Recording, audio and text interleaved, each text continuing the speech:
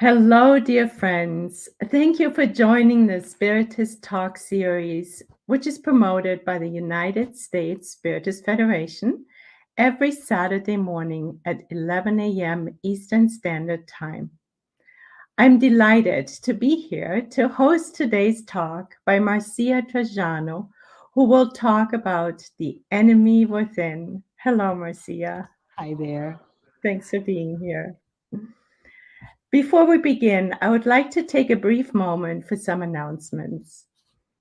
First, there is a new podcast like series. It's entitled Psychology and Spirituality, a bridge to a better life based on works by Joanna De Angelis. A new episode airs every Friday at 7 p.m. Eastern Standard Time. The weekly psychology and spirituality talks are based on the works by Joanna De Angelis and will offer a safe space to confront, compare, correlate, and expand spiritual concepts from a psychological lens, bringing insights, tips, and real world advice to help you lead a better life. Please subscribe to receive notifications of new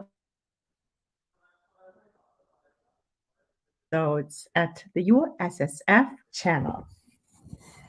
And number two, the United States Spiritist Federation is hosting the 17th U.S. Spiritist Symposium on September 30th, 2023 in Portland, Oregon. Beautiful spot. The symposium will focus on the topic of spiritual paths to mental balance, with a full-day program including talks, panels, Q&A sessions, youth panel, and kids and youth activities. The registration is open now with special early bird rates. Please take a look at the event program and register at www.spiritistsymposium.org. And lastly, on the screen, you will find a QR code. If you want to help the United States Spiritist Federation produce more publications and promote Spiritism to everyone, please scan the code. Now back to you, Marcia. It is good to have you with us today. Yes, thank you. Yeah, of course. You're welcome. Let us all give you a very warm welcome, and everyone is clapping. We're excited to learn about the enemy within today. And before you enlighten us on the subject, Marcia, let me formally introduce you. Thank you. Marcia Trajano is the president and one of the founders of the Solitude Center for Spiritual Living. She's also one of the co-founders of the Christian Spiritist Community of Atlanta and a former board member of the United States Spiritist Federation. She has been a Spiritist for more than 25 years and has participated in giving talks and leading study groups in English and Portuguese. With a master's degree in management of technology, Marcia currently works in the field of project management. And I want to, before I say one more time, welcome. And so I'm really so happy that you're here, Marcia.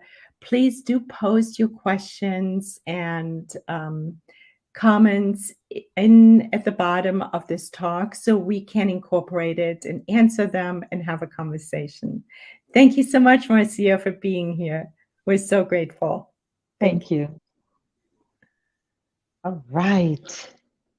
So we are going to get my slides. And as you could see, well, first of all, good morning or good afternoon or even good evening, depending on where you are around the world. I just want to say sunshine and the U.S. Spiritist Federation. Thank you for the opportunity to be here with you today. And the enemy within, what are we talking about? Well, this topic is something that I'm bringing here for us as a reflection point to you, to me, to all of us. It is inspired by the book Jesus in Our Days by Joanna de Angelis in collaboration with Divaldo Pereira Franco. The concept, if we think about of say immortality as the spiritist body of work brings to us so thoroughly, is something that we know it's engraved in our hearts, right? So this notion of immortal souls implies what? Well, to me and to most of us, it should imply this sense of a long journey and this certainty that we all will grow spiritually. But it's very interesting. We'll do this path that is very individually driven, but it is part of what I call, in my mind's eye, a foolproof system of justice, the divine justice.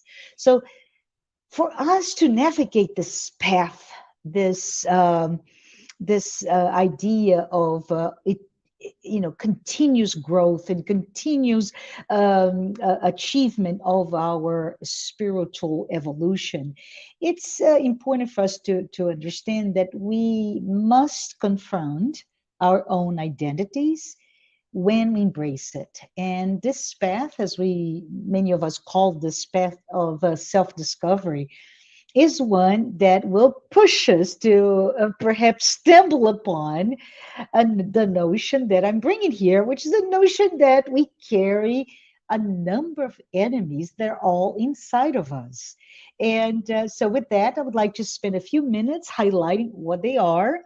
And the goal here is simply put to unblock them, or better saying, unblock this path so that we all can achieve a happy and healthy life. But I mentioned before, this discussion is inspired by the book Jesus in Our Days, and that is the first book from the psychological series of books authored by Joanna de Angelis. And I wanted to just convey this, what I find quite powerful and impactful message contained in that book specifically. And in the last chapter is the one, there's some really golden nuggets for us all to think about it. So as we keep moving, wanted to bring about, and we're going to spend the majority of our time together in this concept of technology and social behaviors.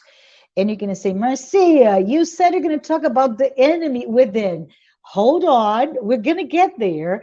But how do those enemies within counteract to the technology and the resulting social behaviors that is a hallmark of our life today? And we talk about not only this decade, but potentially this millennia or the past end, right? The 50 last years of last century, where there's so much advancements in technology. Why am I talking about this? Well, let's think about it. And I have it written down, and I'm going to just read it to you. Well, and this is the words from Joanna de Angelis, by the way. While technological progress has provided people with comfort, right? No one can deny that. It relentlessly equalizes people at the same level, producing a sort of dehumanizing equality that consumerism has established as an important social achievement. So I just invite you to read this paragraph with me, because it's just really odd. What are you saying, Joanna? Technological progress provides comfort, got it, but, and this is the notion that is quite puzzling, while it equalizes all of us, it produces a dehumanizing equality that consumerism has established, right? So as we go about, and this is just incidental, I keep thinking about the other book written by Joanna De Angelis, and it was published not so long ago, Empty Lives, where Joanna brings the same topic, like technology and, and how it impacts our behaviors. And the first question that pops in my mind is, what do we even understand about technological progress, right? So, just not that you need me to tell you, but let's just to frame our conversation here. Technology and its advances is providing the comfort, Joanna, we got it. But when it does that, it allows us to do things that we would just otherwise not be able to do this. What are we talking about?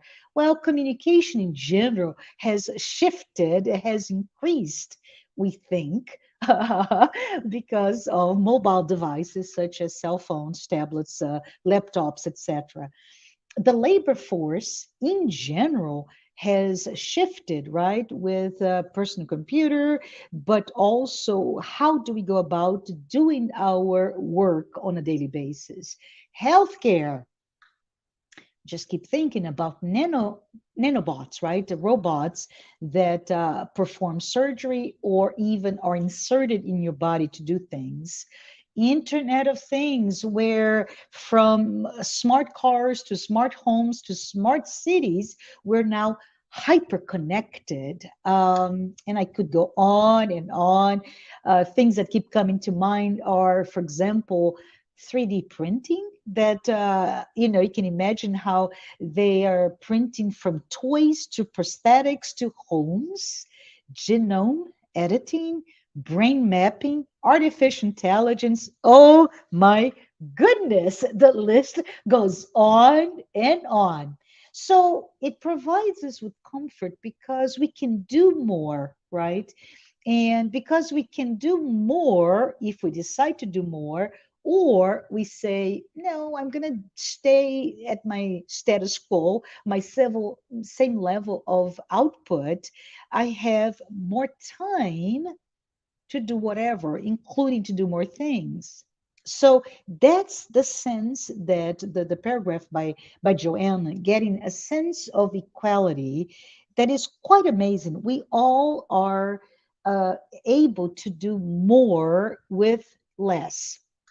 And then the last part of this paragraph that is still puzzling to me is Joanna De Angelis brings the notion of the dehumanizing equality as this almost unintended negative consequence of those technological advances, right? And how they reflect on our social behaviors.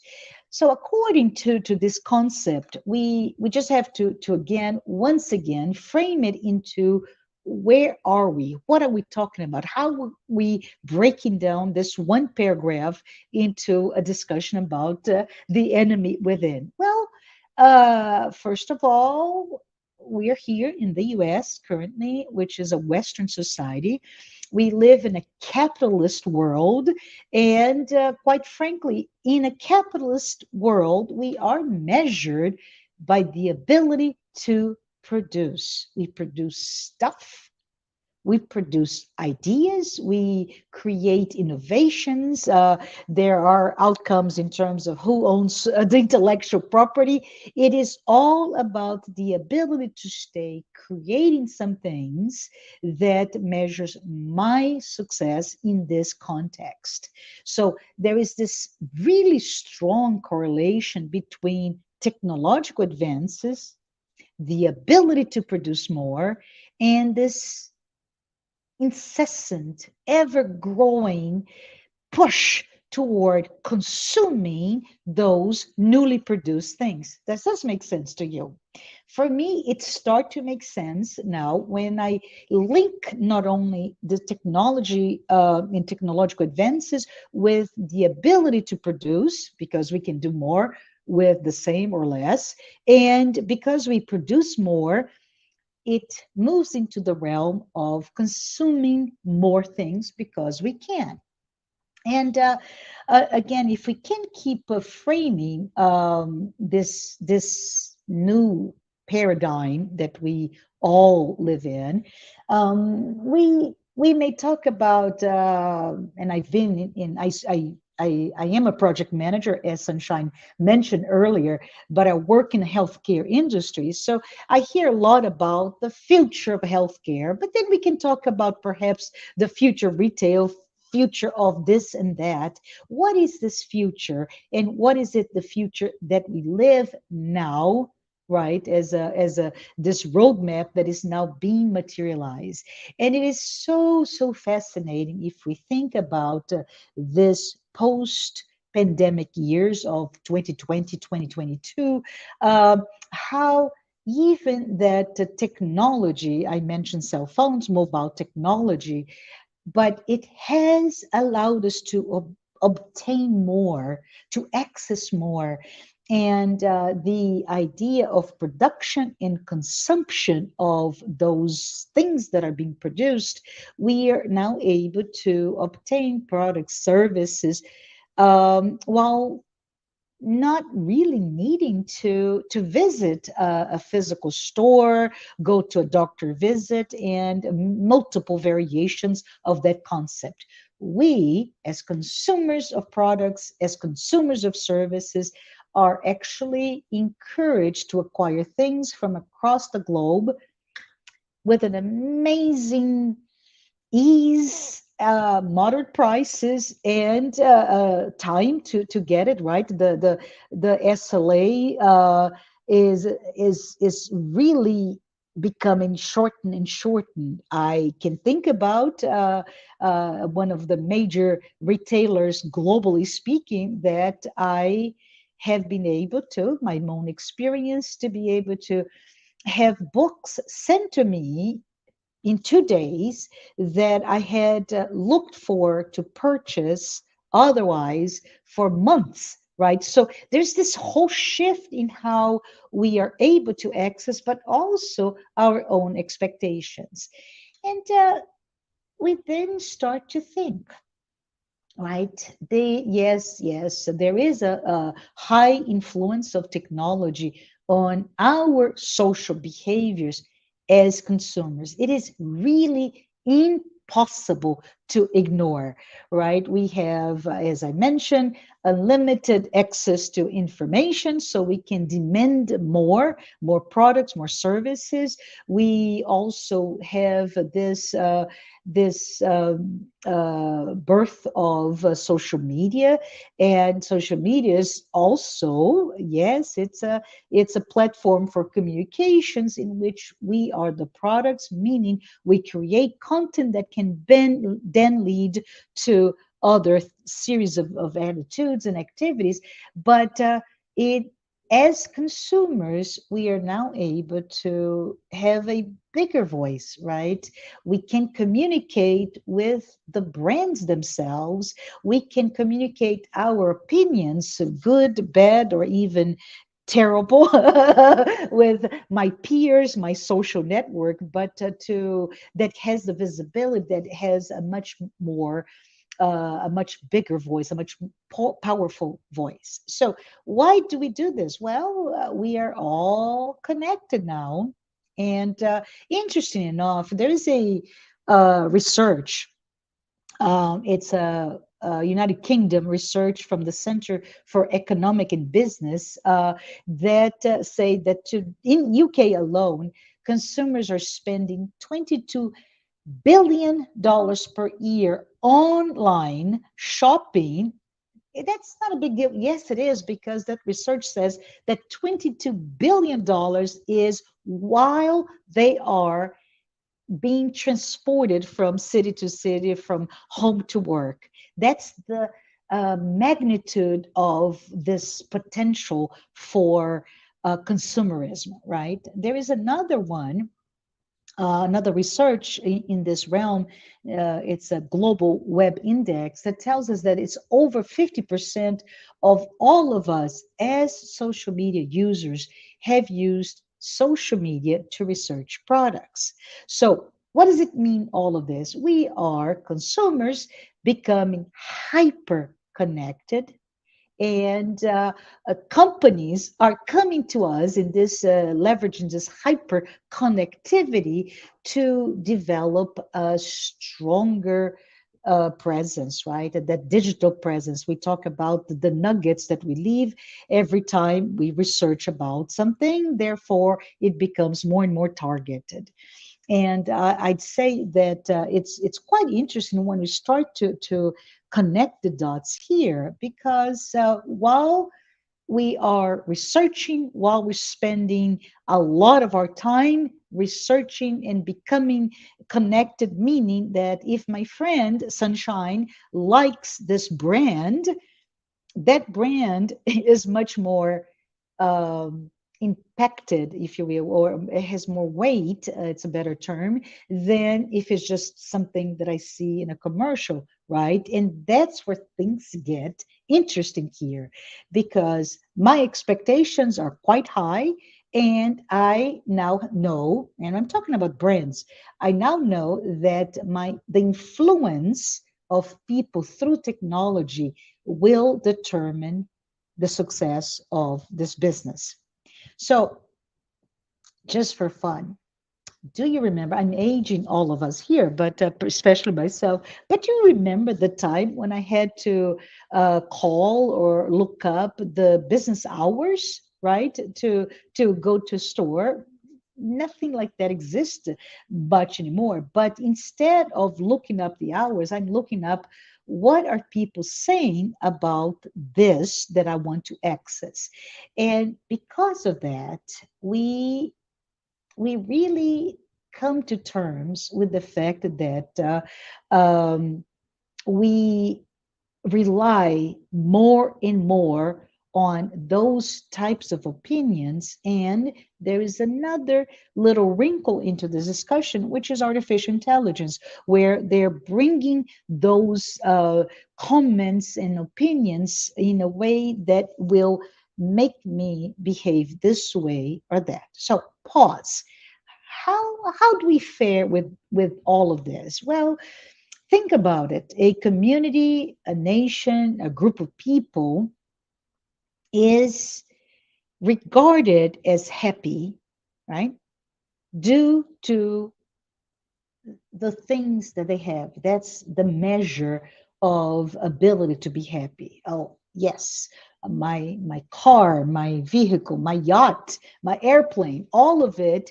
If I have access to all of this, I, as a member of a community, should be expected to be happier than a community that may not have that.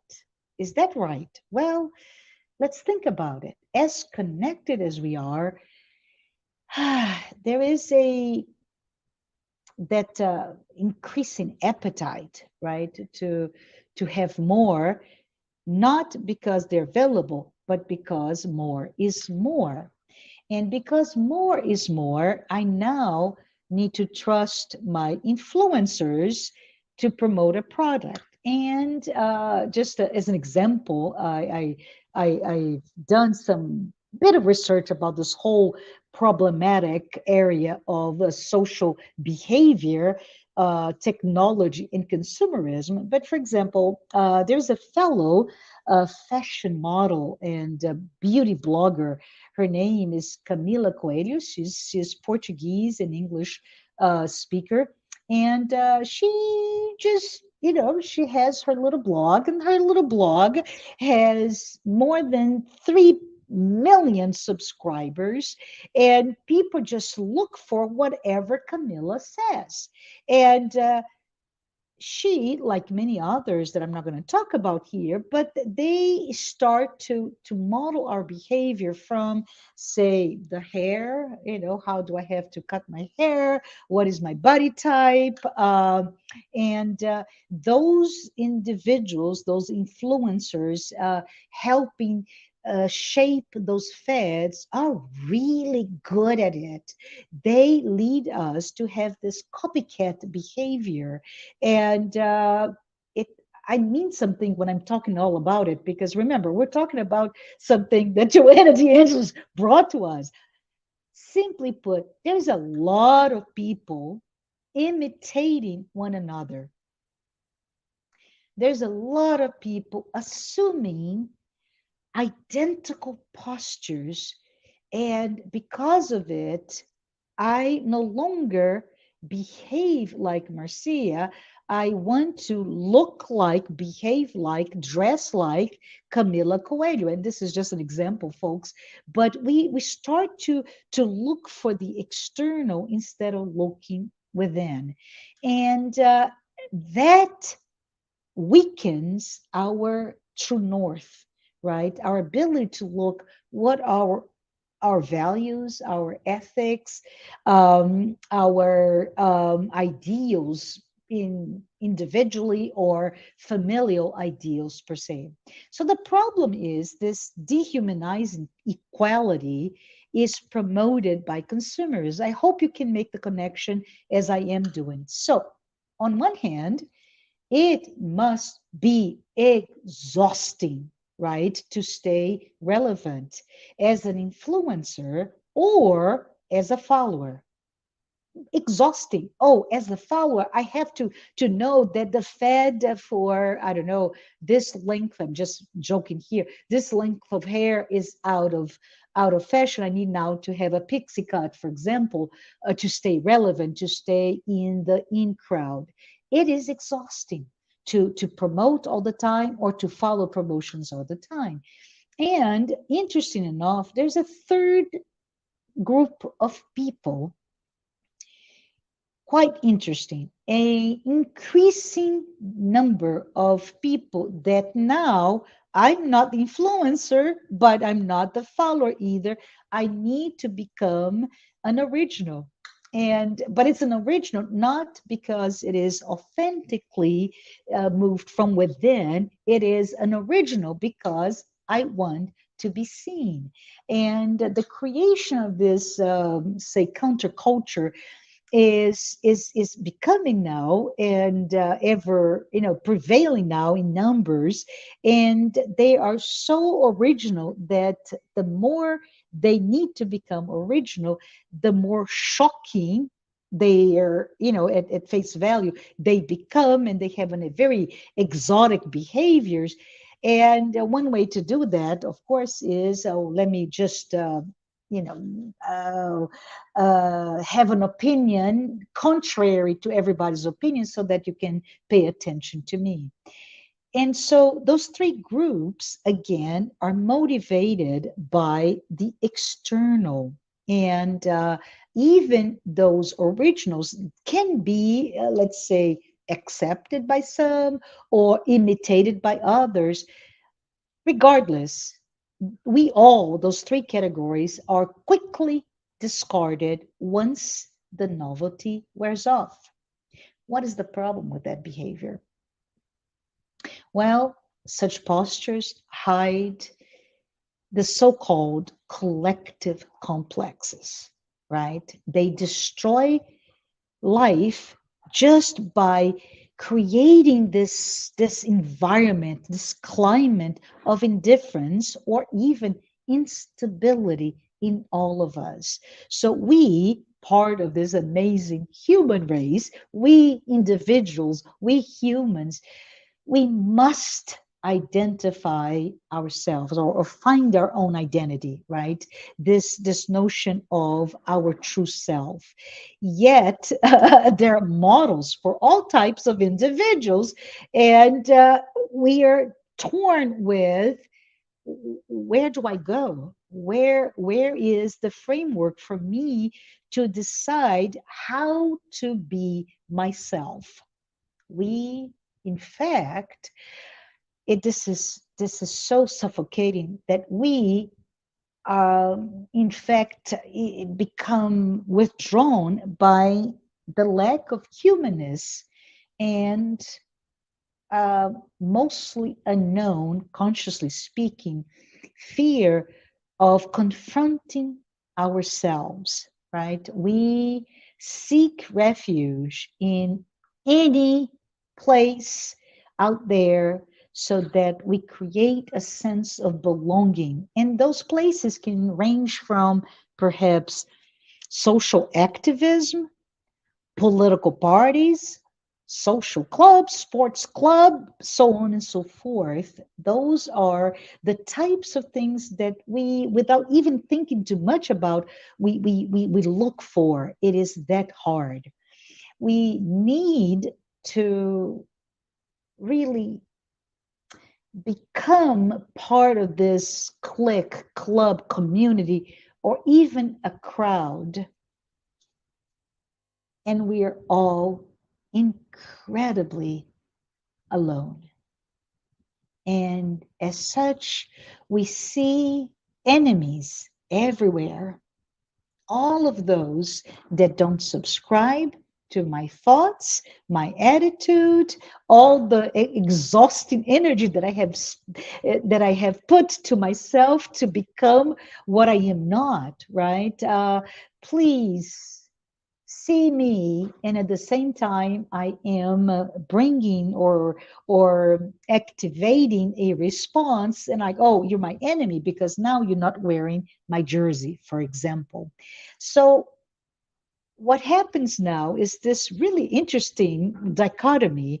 I belong, and when I'm alone, I want to belong. I belong to a club. I wear their jersey, and then those that do wear different jerseys, I need to avoid them. I unsubscribe. I unfriend. I block them from our lives. All the while hiding behind this facade of someone who's tolerant and supportive. Oh my. Who is the cruelest enemies? The cruelest enemies, they lie within ourselves. So when we talk about it, we really see that breaking away from all of this, it's hard, right? It is frighteningly, right? It is a frightening factor because we are doing all of it because we need, we want, we desire to be accessed. We give our lives, our energies, our strength to meet this social convention. But in reality, we are all driven by, yes, our sense of pride, selfishness, which really illustrate our arrogance, our vanity, our masks that we hide behind to be what we're not. I'm going to completely shift the discussion now, because I said this talk today was inspired by a book called Jesus in Our Day. So let's talk about Jesus. If we bring Jesus to this discussion, perhaps we can discuss how did Jesus actually deal with his environment. I don't know if you read the Bible or if you studied him in his short years that we have access to those historic accounts. But let's think about it. I hope you can go with me in this imagination. What was his life? What were the social conventions that he lived within? What were the obstacles to him, right? And it is so beautiful when we think about it, because Jesus knew how to identify each one of us as we are. This is not, I am the doctor of the law, I am a Pharisee, I am a tax collector. No, I am. And he, Jesus, our brother, right? He knew and he could see all that you are at that moment. And he was approachable, and he as he was approached, he listened to all and everyone, no matter what caste, social status, origin. And we know that when those individuals approached him and yes, I'm going to be something I'm not, and I'm going to hide my motive. I want to know you, Jesus. And the Jesus figure can be anyone in our lives, right? But in this case, we're talking about Jesus. And they go like, hey, Jesus, I want this. In reality, they are going through things inside. They're completely different.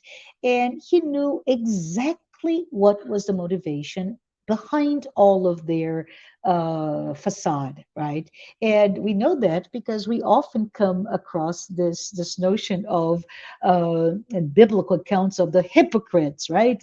Those deceivers. And Jesus had this amazing knowing eyes that could see through all of this. And his moral position was one that overwhelmed everyone, right? He confronted every single person who approached him with love or vehemence.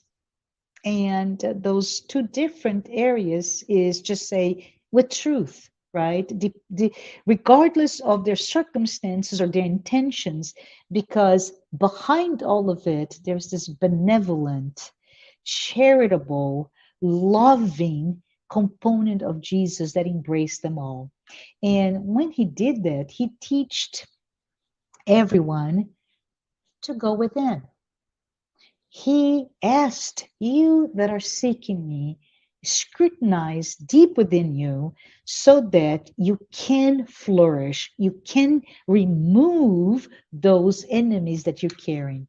And think about it. When he did this, he actually encouraged everyone to grow personally by breaking away, by dismantling those mental and social connections and dynamics that somehow make us behave a certain way. And those, today, I spent a lot of time talking about the scenario today, but 2,000 years ago, they're equally complicated. There was this widespread, if you think about behavior that is quite decadent due to perhaps the drop of cultural and emotional levels that could be that foundation of that society that he was immersed in. So he saw, he listened, he taught about self-discovery, he encouraged each person to really look inside so that you are armed to break away all that you carry that is really not who you are. And I just say, how about this? What an amazingly current message to all of us. And I just say to you, to me, to everyone, let's be real. So if we think about, which is the final part of this discussion, which is just let's confront the truth, right? And we do this by this notion of recovering our humanity. In Matthew chapter 26, verse 75, I don't know if you can recollect that, but it's all about Peter and his denial, right? We know that Peter denied Jesus 3 times, and what I'm trying to bring here through the words of Joanna De Angelis is the idea that it was a moment of incredible shame, right? He did not have to look within. Jesus told him, Peter, you're going to deny me 3 times by the when the sun comes up, right? Tomorrow. And no, I'm not the person. And boom, he sees, he confronts himself. And that was such a powerful lesson.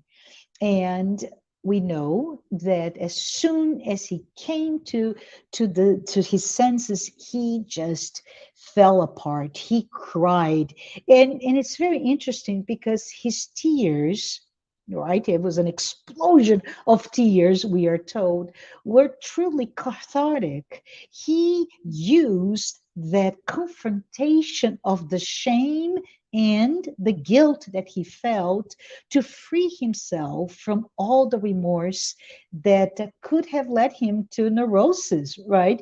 Instead, he was able to do so much as the foundational piece of Christianity as a religion today. Counter to that is an example of Judas. We all know Judas betrayed Jesus. He, in a beautiful way of this conversation, right?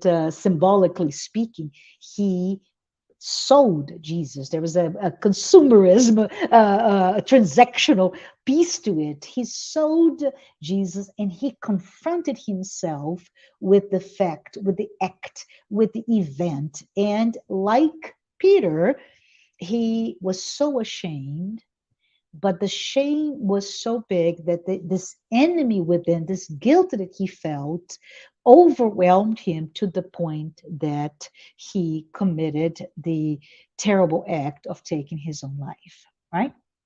So it's very interesting when we think about it, because how do we deal with those enemies within? How do we go about looking, confronting our moments of shame when they're out, meaning we have not been able to identify? Remember, we talk about our paradigm today is we are an influencer, you're a follower, or an original, all externally driven.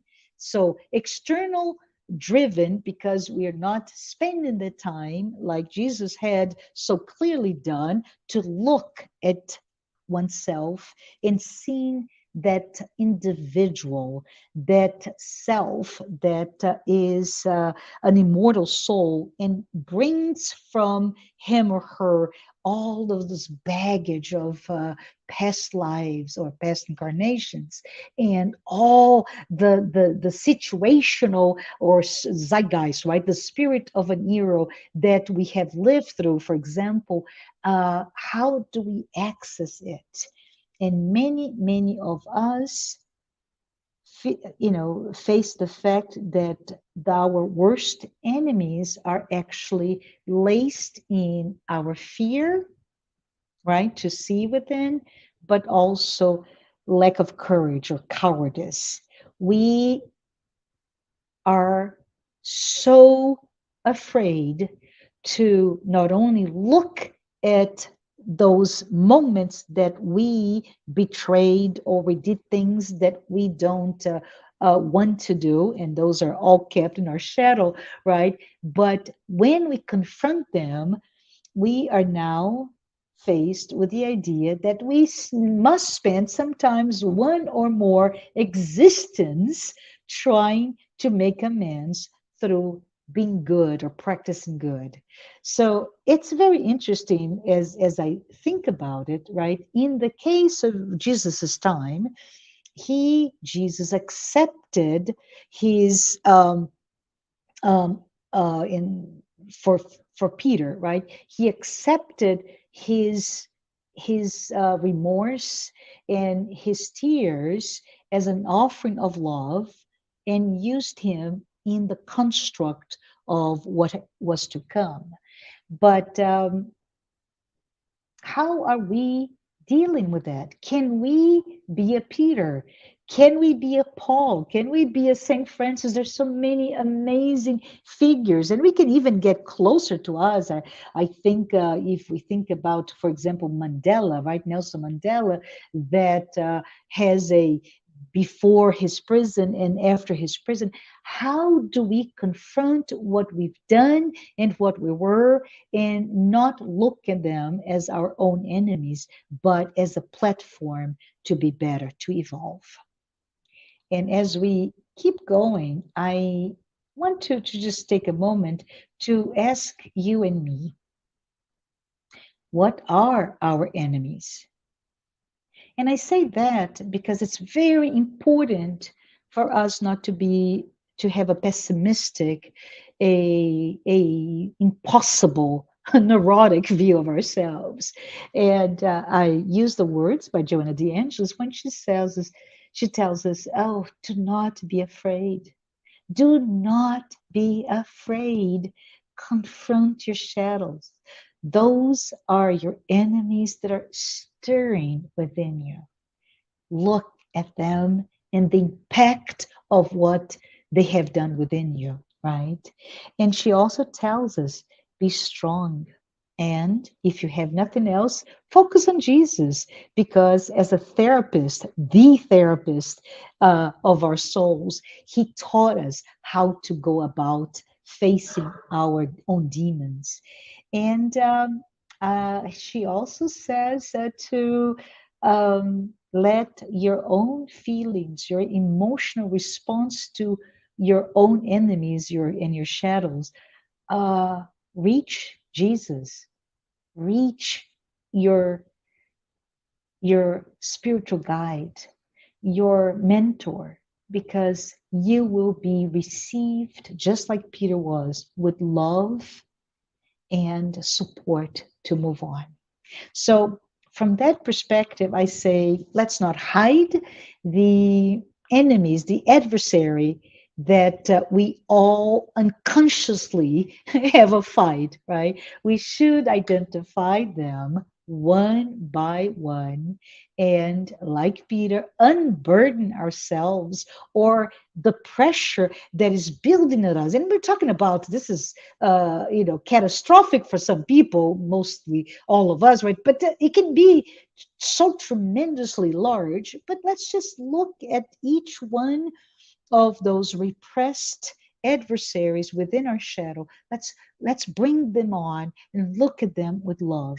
Let's recover our humanity. Let's be ourselves. We can and we should be involved with everyone in our social group, whatever they may be, whatever jersey you may use today, and still preserve ourselves and preserve our sense of identity.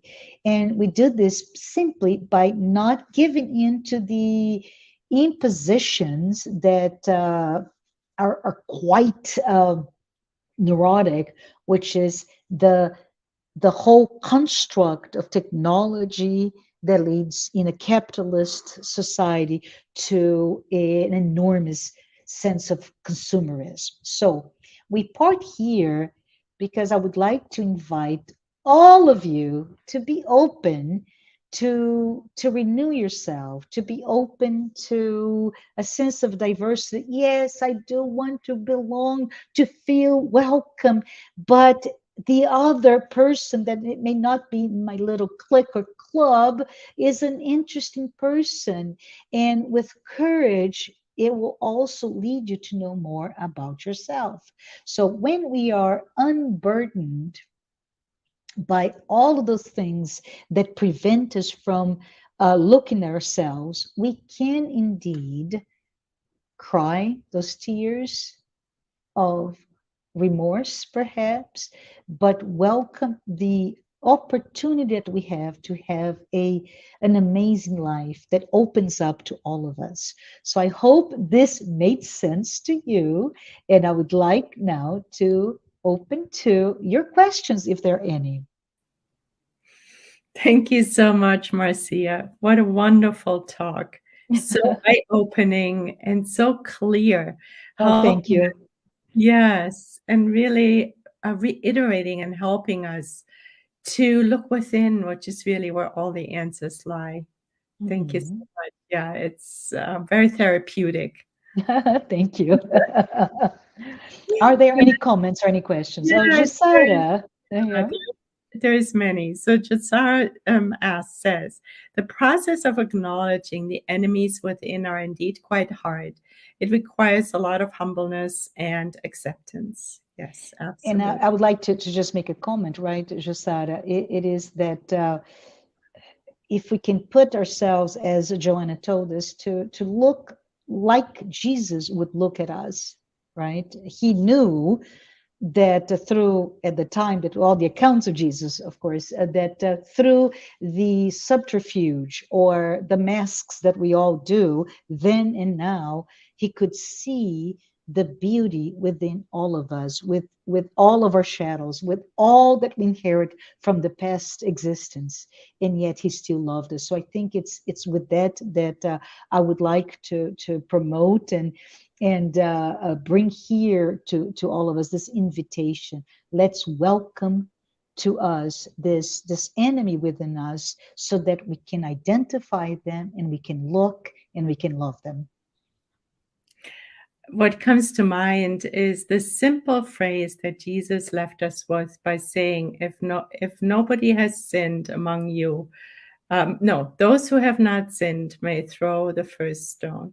Isn't that Yes. so true? And then all the Pharisees or the group that came to the town square, they left. Yes. And they were Yes. invited to look within, right? Whether they did it or not, that was between them and God. But Yeah. simply, right? There was an invitation to look within and see, right? Yes. Yeah. Yes. And I think, Sunshine, that it's very interesting when we talk about the stoning of the woman. And yes, she had sinned according to the culture of the time. And yes, she knew she was sinning. And yes, she was caught. And yes, there is all the justifications for that, what I call barbaric type of activity, right? The stoning of a person to death. And all of those things are correct, but it's also correct, this other area for us to look, which is simply saying the heart and the soul of that woman who made that mistake, it still has God within. It has the light within it to fail, to correct, to not make the same mistakes. And this is simply put a parable for all of us, right? We are all in the same shoes, different mistakes, but we're all there, and we may consciously or unconsciously know that we're making a mistake. And if we are or not caught by our external audience, it doesn't matter, regardless of being caught or not, regardless if it's consciously or unconsciously or repressed. Let us be kind. Let us learn, because it's a learning process. We're still not there yet, but let us learn to welcome that enemy within and learn to love this enemy, just like Jesus taught us, right? Love thy enemy. Yes. Beautiful, Marcia. Thank you.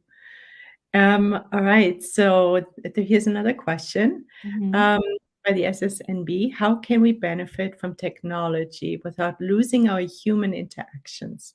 How Yes. not to lose focus on what is important in life? Oh, love it. Thank you. Thank you for the question, right? Because yes, we know that Joanna is, boom, she's a critic of technology. Yeah. Not because technology, this is by no means a sense of technology is not good. It is good.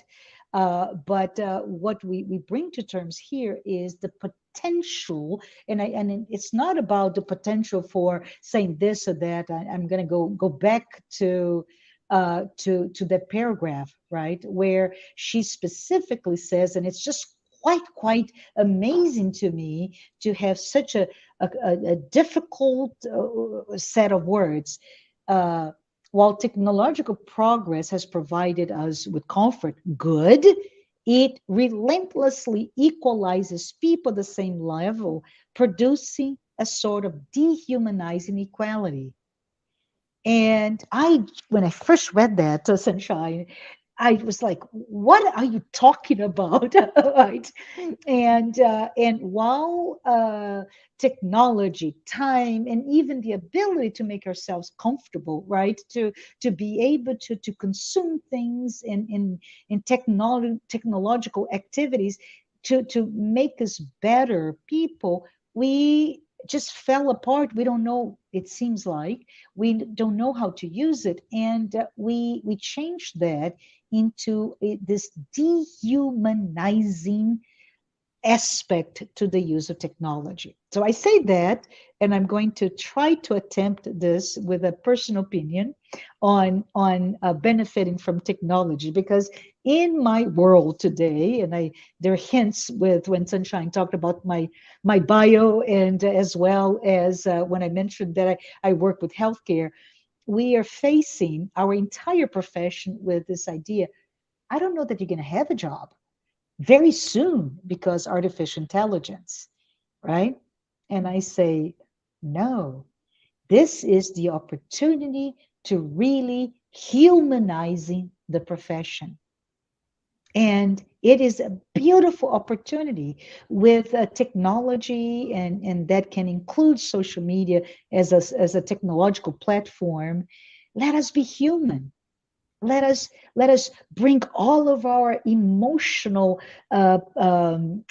portfolio of goodness in all it's a nuanced approach, right? Of my feelings of goodness, and the feelings of being so human that I accept you with empathy and with emotional intelligence through a tool, right? Through the tool that is called technology. Yes. Yeah. What a beautiful reminder. Important, because so quickly we can hide behind the screen, right? Absolutely. And the other side of the coin, we're here behind the Yeah. screen, right? And I am so happy to be able to be here, to Yeah. you, Sunshine, and to everybody who's here today. It is awesome to be able to do this. And I Yeah. feel as connected as if we were in the same room. So, Exactly. yeah. Yes. Yeah. Here's another question by Abby Scher. How do you suggest to turn off the external voices of the world? Good talk. Thank you. Yeah, that's a good question, right, Abby? How do you suggest? And I would say, if I put my head as Joanna, and she says in her long list of books, she always recommends us to find the quiet place. So it's not so much I want to turn off, is I want to turn in, and it's really bringing the habit of let's just quiet. And I ask all of us, I ask myself here, are we creating those pockets of silence so that I can look at my own world and honor my own voices, those enemies within, right? How am I doing that? And yes, we can do the practice of meditation, and we're talking about Zen Buddhist meditation, right? Which is, it's one way to clear the mind, but also, are we creating those moments to read, to reflect, and to just be? I say to you that in a time of my life that I see just this more and more consumption that is larger and increasing in itself on how can I read, how can I do da, da, da, da. And I say, I don't know that I'm spending enough time in the quiet space. And the quiet space can be a cup of coffee, a cup of tea, right? It can be just sitting down and look at the flowers, whatever. But we are less and less inclined to do that, right? We cram our days with activities, and those activities lessen our ability to look inside, look within. Right. When you say to create the time to reflect, Marcia, what comes to mind for me is also the nightly review that St. Augustine Yes, suggested to us, yes. right?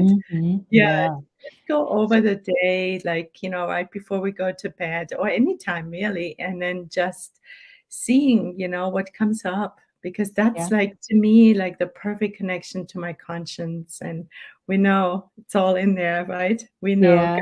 us, right? Wouldn't you Can, say? yeah, can I say something? It's just that this is long ago and far away.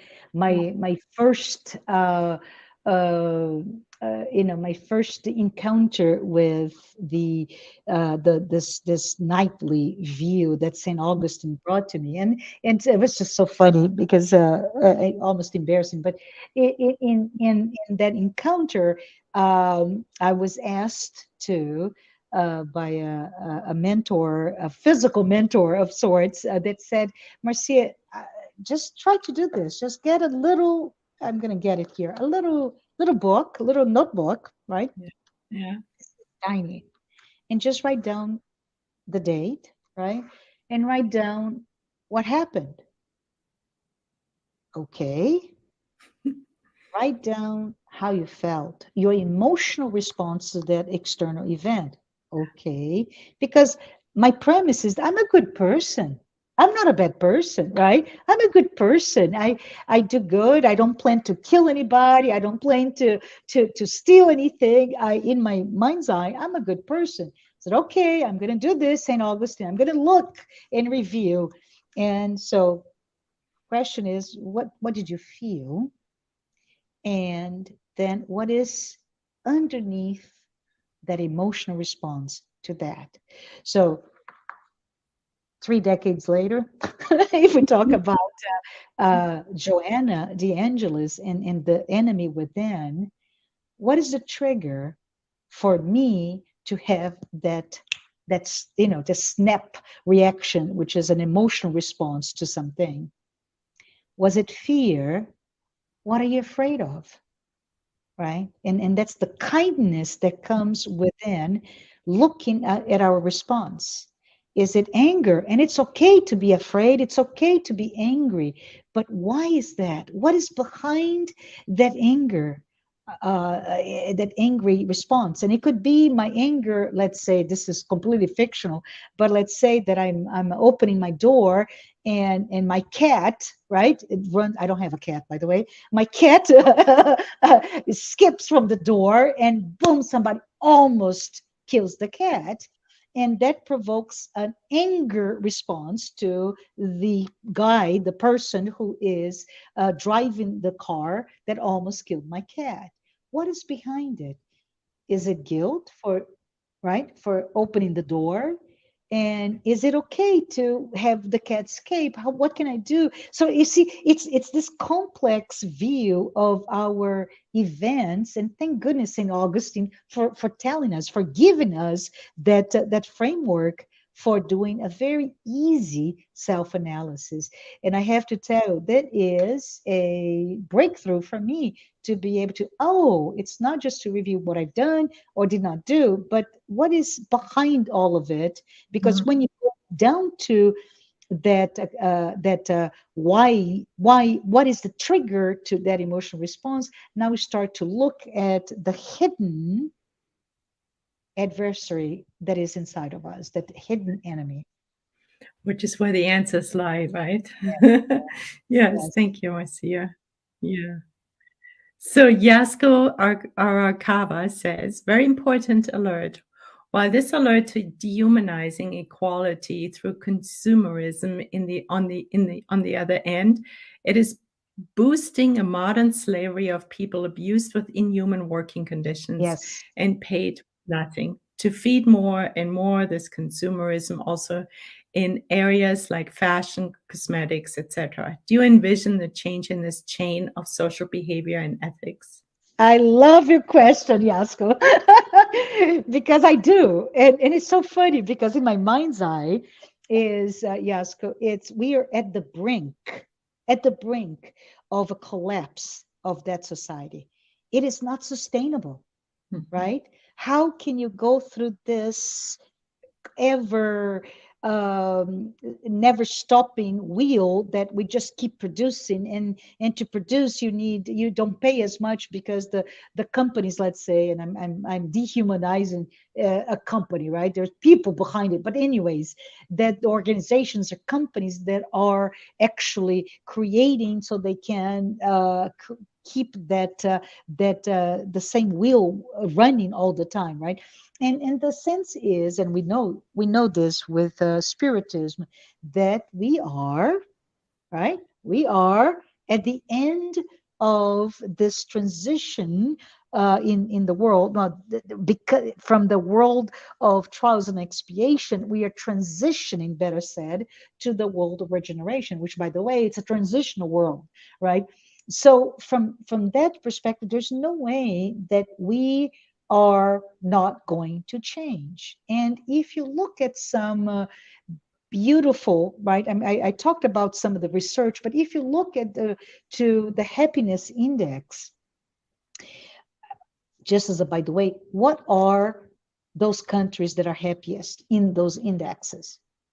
The Nordics, right? Finland and Sweden and Norway. And this is not advertising for you to move to those countries, but they keep having year after year getting that sense of self-reported, I am happy. So with all of the things that we put together, the self-reported aggregate response to happiness is that it resides in a group of countries or nations, and we think, why?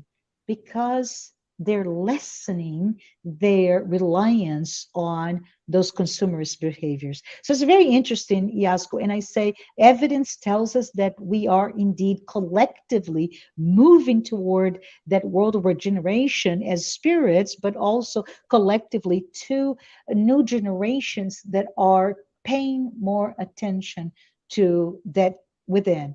The alert here, as you said, Iasko, is very important, right? There's a large number of people that are modeling their behaviors and their sense of right and wrong based on influencers, right? And we know that, but at the other end, this is not a sustainable process. Right. Yes. Thank you. You're welcome. Thank And you. there is definitely also a movement happening. Less is more. People are Yes. living in vans, also because of necessities, right?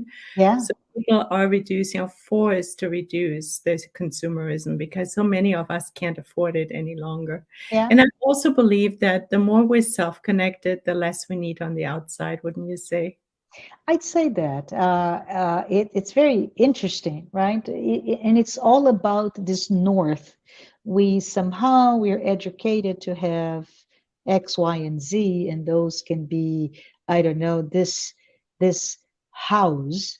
Well, what house? Well, this size of the house. Well, really? No, no, no, no, no. Actually, this was last year. You have to get a newer, bigger house or whatever. And the sense of our north based on the material experience is a very short-sighted view of our life, that one life, right, with multiple existence. So as we go inside, as you mentioned, Sunshine, we start to really take hints and comfort in that survivability of the spirit, that longevity, that notion that this external is just external, right? It's the framework. Yeah, it is. Yeah, and temporary. So Daniel Santos is asking, is it possible to use or see our enemies as a positive opportunity to grow spiritually? If so, how can we do that? Thank you, Daniel. It is Saint Augustine is one, right? It's being courageous, being very open, and really not not afraid of what we're going to see. The minute we open ourselves to that, we start to flourish. There's a model, and this is Jungian model. I'm going to try to do this with my hands. May I? Yeah, go Okay, ahead. so this Sure. is the triangle. On my left side, I am bringing the beginning of our lives, right? Our birth as a human being, and according to this model, we spend roughly half of our lives building our personas, right? So Mhm. that we strengthen our ego. And while we do this, this North Star that I talked about, it's all about meeting the demands of our external world. And Sunshine and Daniel, when we say that, we really, it's a disparate answer. What are the demands of my external world? Well, it depends. It depends on your birth origin, or where you live throughout your life, your gender, your height, your access to intelligence, your family, how they nurtured you, our preparedness, intelligence, emotional intelligence, physical discipline. All of it is all there. So as we spend our lives meeting what we think is success, and as I said, success to me, this is fictional again. It could be that I am the prettiest woman, right? I'm a woman, and I'm, because I want to be the prettiest woman. In this context, I am going to really take care of my body. Well, let's keep going. We go all the way to the end, the apex, when our egos are so well defined, right, from as a structure, we usually fall. Isn't true?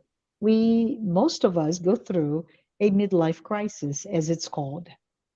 And that crisis where it breaks, I often, in my mind's eye, refer to it as the famous professional that will climb the stairs, right? They climb the professional ladder, and they go and they do whatever it takes, however long their days are, the certifications, education, etc., and they go all the way up to find, only at that point, all the way up. I'm a suite level professional, right? That the letter is on the wrong wall. It's all wrong. We have climbed based on that external measure of success, the external world and its demands that we define usually early on in our lives. And it falls apart. It's no longer, right? And Yeah. that fall is, and this is an answer to Daniel, that fall, it starts the, remember I said this, the Mhm. other rung of the triangle, the other side of triangle, which is this path toward our individuation. It is a Mhm. path in which we look no longer to use the sense of demands of the external world for my success, but now we look for humility, Mhm. for truth, for that self discovery. And as I go through that with courage, the true success is met, which is meeting who you are in that individuation process. And yes, meeting your enemy within as well. Mhm. The path of inner transformation, right? Yes, yes, absolutely. Yeah. So let's see. I thought there were a couple more questions. I have a question for you. Okay, there is another one. Uh-huh. Um, from the USSF. When you said we're supposed to embrace our own identities, are you referring to our egoic masks as being our identities? Could you elaborate a bit on this, please? Oh, yeah. Let me unpack that. And it's a good question, actually. So thank you for the U.S. Spirit Federation who wrote that, right? Because when we talk about our identity, it frames back to what we discussed earlier, right? The Mhm. egoic masks our identity is easily reached and accessed. I can't speak, sorry, right? So it is right, the triangle, it Mhm. is based on that um, building of personas that are often using those egoic masks. So what am I talking about for those who have not delved into this material? But it's just based on Jung, especially Carl Gustav Jung's right? It's what I always say here. I put my hand here, sunshine. It's my mask. My Yeah. egoic mask is that is built based on my need to meet the demands of the external world and have a stronger ego. And those masks are what? I'm a mother. What does a mother look like? And maybe I don't feel like doing this, but boy, I'm going to tell the world I am a good mother, right? And just by that one definition of a good mother, which by itself is very loaded, how can we then see that it really shifts? And it's almost unfortunate to all of us, right? It shifts because it is so hard for you to address the perfect mother. But it is that sense of egoic mask is one identity, but what we're talking about here is the individuation is your true self, that identity, that what we in psychoanalytical terms, it embraces all of that integrated, that integral human being that has your ego, yourself, the unconscious, your shadows, all of it. And the more you're able to access that, holistically speaking, the better you are in the individuation process. I Yes. hope I answer Yeah. the Mhm. What I hear you say essentially is love is the answer, even Yes. our masks, right? Towards our Mhm. imperfections, towards our internal, external enemies. It's just, being like God, merciful, Mhm. right? Yes, And yes. this is Look through Jesus' eyes, right? yes, He exactly. looked at us, or all of those that were there when he was on Earth so many years ago, and he looked and he could see, like zoom, laser sharp. He could see all of those masks and all of those craziness, all of those existence, all the baggage that the shadows and the entire inheritance from prior existence, and he still could love and accept. That is Yeah. just so powerful, right? It is so impactful to me. Yes, to me too. Yes, and a continuous practice daily. Mhm. Right, right. So I think there's one more question. Let's see. Yeah. Again, from the United States Spiritist Federation, would you say that recovering our humanity entails self forgiveness, which Peter was able to do and Judas not, since he took his own life? The answer is yes. Good. Yes, yes, absolutely. And love includes that self-forgiveness. Love really should focus on that. The minute we're courageous enough to look at ourselves, we're able to forgive. Yes. Yeah. Courage is the word cur, heart, take heart, right, is in that. So, yeah. And I think, I know that in the gospel, one of the spirits uh, educated us in courage and said, it's not so much looking at the external enemies, right, that we need courage for. Actually, we need even more courage to look inside. And so you're reiterating that as well. Thank you so That's much. beautiful. Yeah. Yeah. Thank you so much. We're so grateful. We've really learned a lot and understood how to look inside to create this spiritual revolution, which is from the inside out, right? So thank you, Marcia, one more time. Um, so we will continue next week, of course. There will be another live talk, and on June 24th, same time at 11 Eastern Standard Time.